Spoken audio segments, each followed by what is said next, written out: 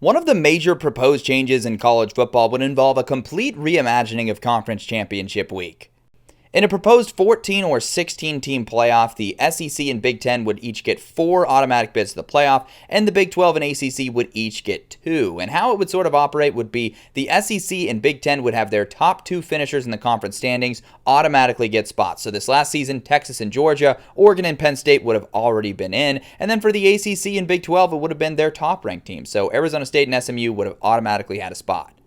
And from there, the conferences would fill in their remaining spots with some play-in games. The SEC would match up their 3 versus their 6 in Tennessee and Ole Miss, and then their 4 versus their 5. Same thing for the Big Ten. And then for the Big 12 and ACC, it would be their 2 versus their 3.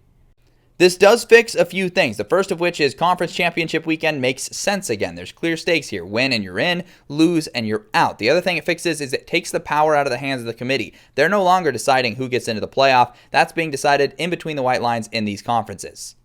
The trade-off, however, that's really detrimental is this severely undercuts the regular season in a number of ways. First off, toward the end of the season, if you're undefeated like Oregon was last season, you can legitimately rest your starters in the last couple games if you want. If you lose, it's pretty inconsequential, especially if you're in a spot where you can't finish in the top 2, but you can't drop out of the top 6. We're going to be talking about meaningless regular season games. It absolutely sucks. The other thing that's brutal is this effectively kills the non-conference as well. Yes, teams might be incentivized to schedule tougher games, but it's not going to matter as much as it does because they might already be locked in. And if you go 0-4 out of conference, guess what? If you finish undefeated in conference play, you're just going to get an auto bid based on your positioning. So it really does not matter anymore what you do in the non-conference in most cases with a model like this. But let me know down in the comments, what do you think about this proposed model?